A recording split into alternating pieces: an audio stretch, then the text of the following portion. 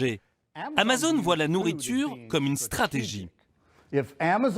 Si Amazon parvient à convaincre les consommateurs de commander des produits alimentaires chez eux, de s'adresser à eux pour tous leurs besoins en matière d'épicerie, ensuite, Amazon peut facilement les convaincre d'acheter d'autres produits qu'ils vendent, qu'il s'agisse de meubles, de vêtements ou d'autres choses. Whole Foods serait un cheval de Troie pour permettre à Amazon d'élargir son offre commerciale. Quand Amazon a racheté Whole Foods, beaucoup de choses ont changé. Ils ont commencé à baisser les prix sur des produits très symboliques. Par exemple, les avocats, les bananes, le poulet. Les fournisseurs se sont vus signifier que certains de leurs produits étaient peut-être trop chers pour Amazon et qu'il fallait consentir à des efforts. Ceux qui avaient de trop petits volumes n'ont pas pu suivre. D'autres fournisseurs ont dû tout simplement être d'accord avec des nouvelles conditions d'achat pour que les prix baissent d'une manière générale chez Whole Foods. Dès que vous rentrez dans un magasin Whole Foods, vous réalisez vite que si vous n'êtes pas membre Prime, vous ratez beaucoup de réductions. Des réductions sur le prix de vos courses, de nouvelles possibilités de services, etc. En seulement quelques années, la majorité des clients Whole Foods qui n'étaient pas membres Prime se sont convertis. Amazon n'a pas simplement fait main basse sur des supermarchés, mais il a acquis des compétences dans le secteur de l'alimentation, en matière d'achat, de réseau, de fournisseurs, mais aussi comment gérer une marque de distributeur alimentaire.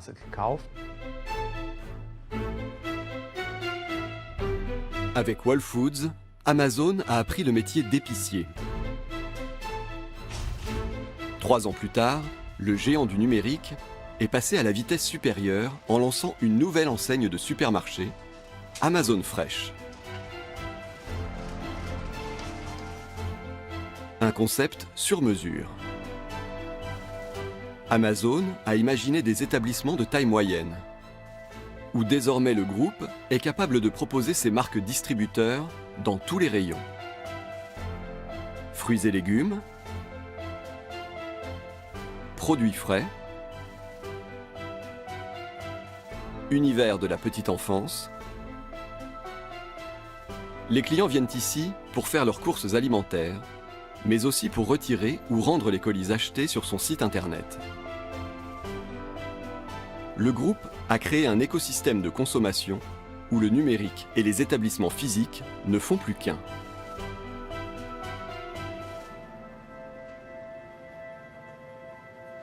David Bishop est un spécialiste de la grande distribution américaine. Voici le caddie intelligent d'Amazon.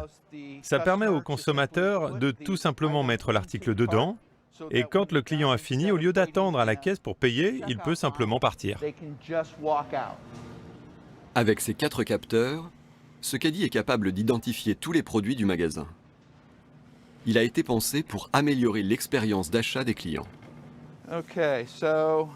Ok, donc on va prendre plusieurs tomates pour la famille. On entre un code à 4 chiffres, donc 4087, entrée. Et là, ça dit placer l'article dans le caddie. Wow, ça dit même le poids du produit. C'est écrit 57 grammes, j'accepte, et boum, on a notre premier article dans le caddie. Chaque produit est automatiquement scanné. 1,95 $, ça marche très bien. Et instantanément comptabilisé par le logiciel de paiement.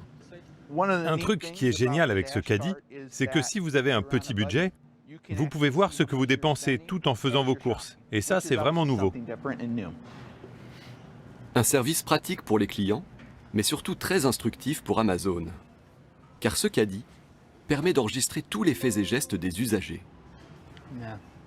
Le caddie intelligent a reconnu que j'ai pris quelque chose, il l'a ajouté à la liste, mais ensuite, il l'a rayé parce que j'ai remis l'article sur l'étagère.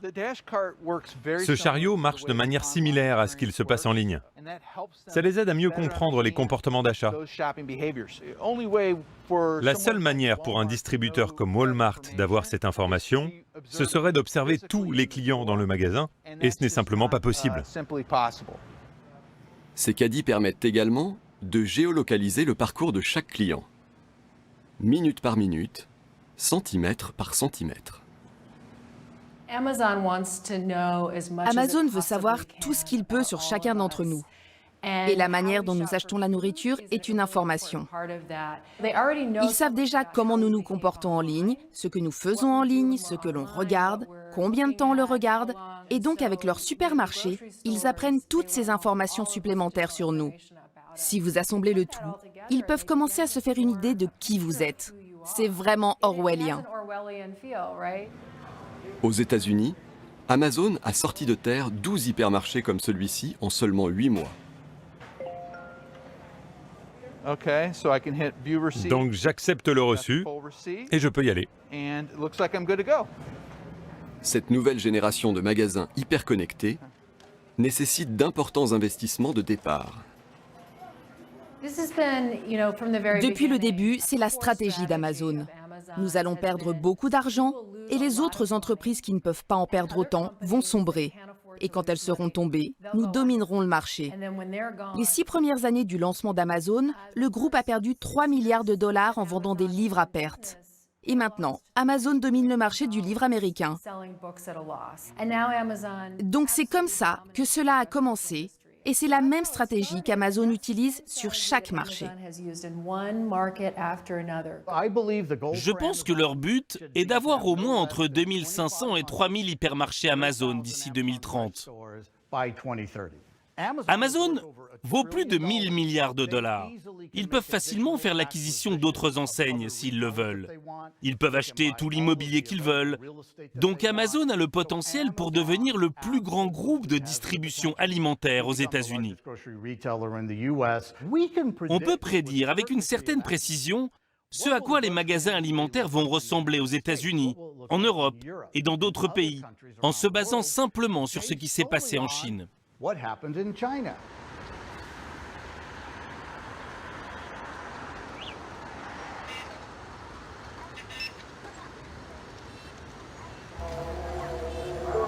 Les plateformes de e-commerce sont-elles en passe de dominer le marché alimentaire mondial?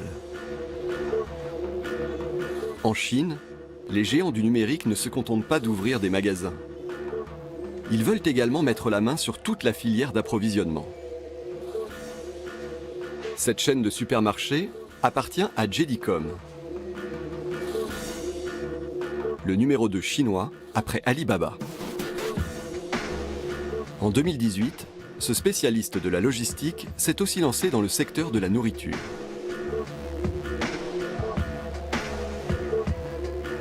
Le groupe cible la nouvelle génération de Chinois. Une classe moyenne aisée et hyper connectée, désireuse d'obtenir plus d'informations et de services. Poppy Wang a 23 ans. Elle travaille dans l'import-export. Lorsqu'elle fait ses courses, elle choisit ses produits en fonction de ce que lui indique son téléphone.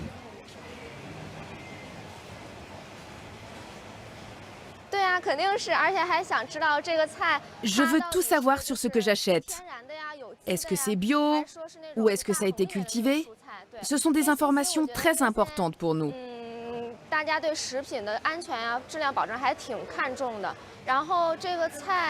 Là, j'ai la certification biologique. C'est important de le savoir.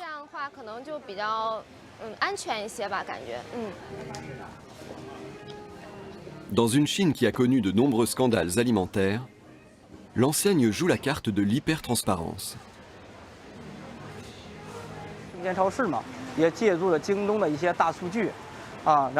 Nous avons l'avantage d'obtenir des données qui nous permettent de tracer chaque produit et de mettre ces informations à disposition des clients pour leur offrir une meilleure expérience d'achat.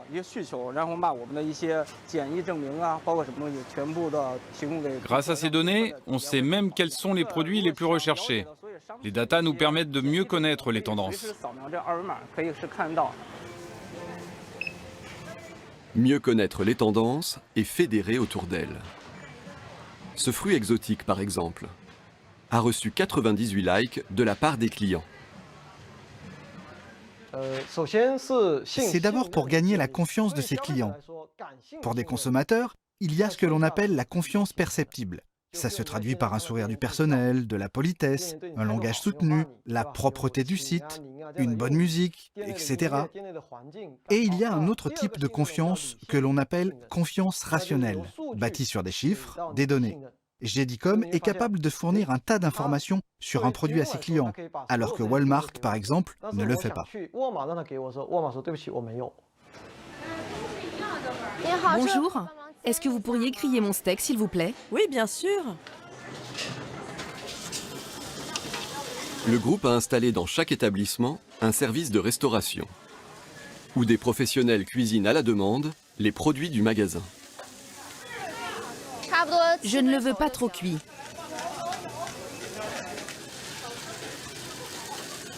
JD.com a redéfini le rôle des employés en supermarché. Ici, le métier de caissier a disparu. La plupart des salariés s'occupent de préparer les commandes des clients en ligne. Environ 50% des achats se font sur Internet. Je cours parce que les commandes en ligne doivent être livrées chez les clients en 30 minutes. Ça ne nous laisse pas beaucoup de temps. Je dois finir une commande en 5 minutes.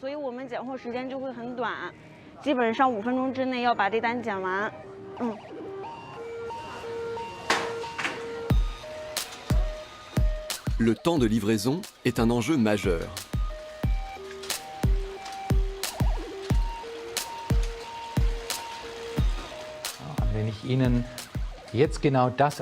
Si je vous propose un produit que vous trouvez intéressant et que je vous dis qu'il peut être livré rapidement, alors il y a de fortes chances que vous l'achetiez.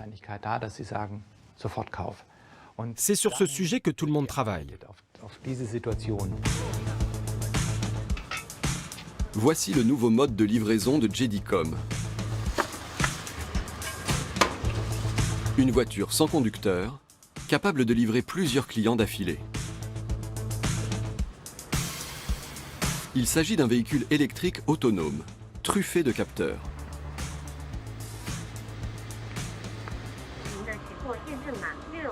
Le groupe travaille sur ce projet depuis 5 ans. Le responsable technique s'appelle Guo Boao. Il a tout juste 30 ans. Là, c'est la 6e rotation que fait ce robot aujourd'hui. Il a livré plus de 90 commandes. Guo Boao travaille au siège de l'entreprise. 150 ingénieurs techniciens sont mobilisés sur le développement de ces voitures autonomes de livraison.